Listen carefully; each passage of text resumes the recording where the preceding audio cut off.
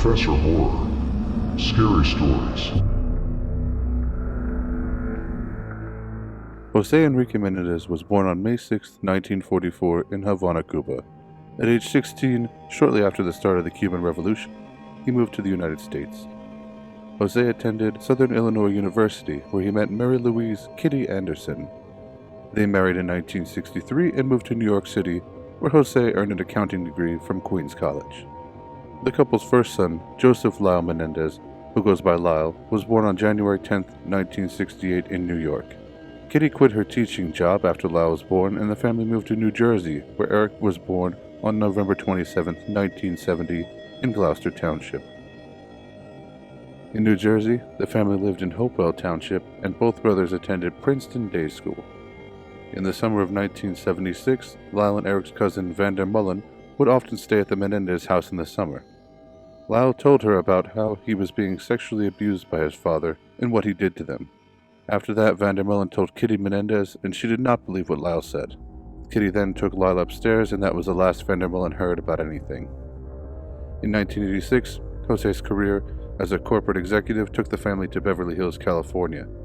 The following year, Erik began attending Beverly Hills High School, where he earned average grades and displayed a remarkable talent for tennis, ranking 44th in the U.S. for 18 and under players. Lyle attended Princeton University, from which he later was suspended for plagiarism. Before Lyle was suspended, he was on academic and disciplinary probation for poor grades. On the evening of August 20th, 1989, Jose and Kitty were standing in the den of their Beverly Hills mansion when Lyle and Erik entered the den carrying shotguns. Jose was shot 6 times, including the fatal shot in the back of the head with a Mossberg 12-gauge shotgun.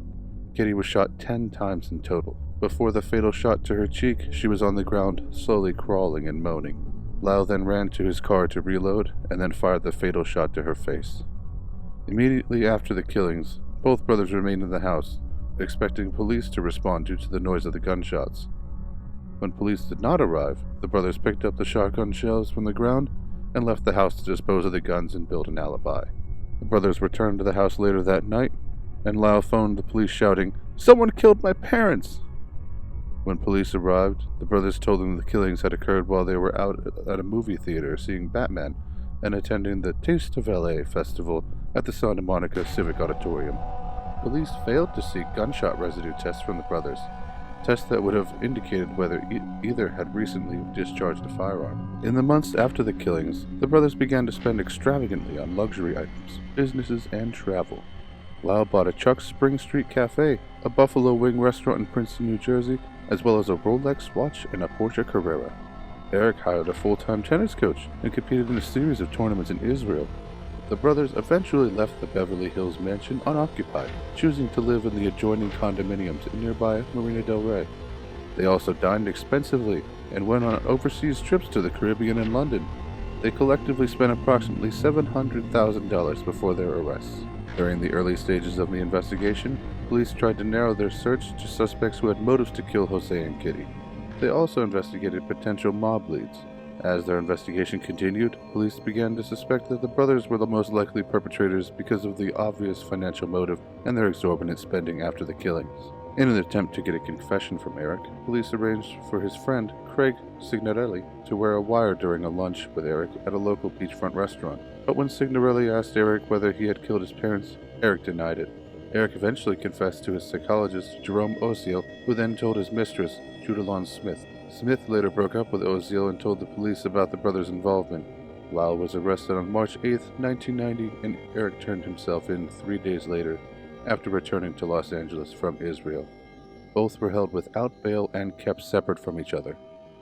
In August 1990, Judge James Albrecht ruled that tapes of the conversations between Erik and Osiel were inadmissible evidence, since Osiel stated that Lyle allegedly threatened him and violated doctor-patient privilege.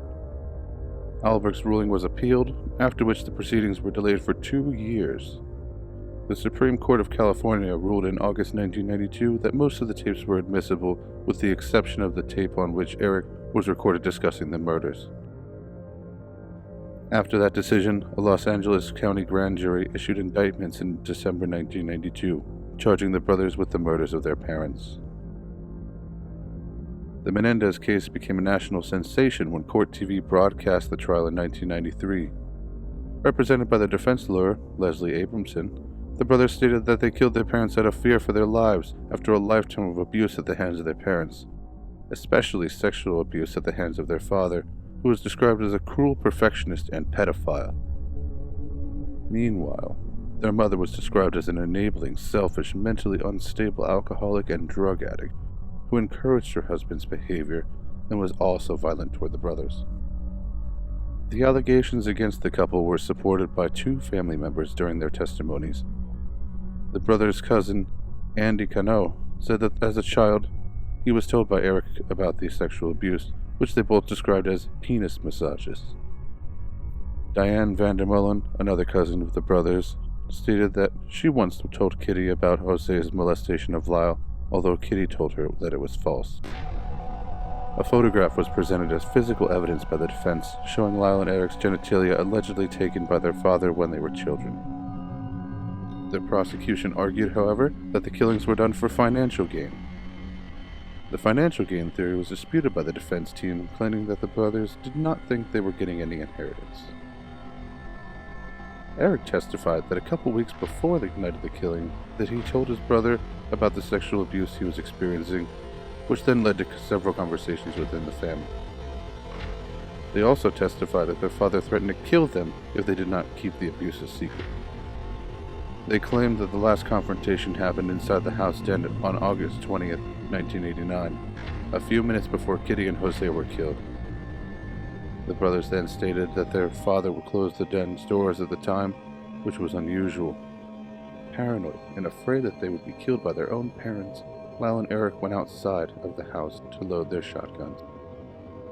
Erik stated, "As I went into the room, I just started firing." The trial ended with two deadlocked juries, and as a result, Los Angeles County District Attorney Joe Garcetti announced immediately that the brothers would be retried. The second trial was somewhat less publicized, in part because Judge Stanley Weisberg did not allow cameras in the courtroom. During the second trial, Weisberg, upholding a legal decision by the Supreme Court in an unrelated case, limited testimony about the sexual abuse claims and did not allow the jury to vote on manslaughter charges instead of murder charges.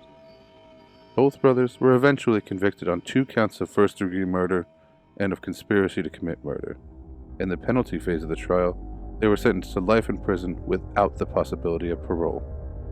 The jury said that the abuse defense was not a factor in the deliberations, but it decided not to impose the death penalty because both brothers had no criminal record or history of violence prior to the killings.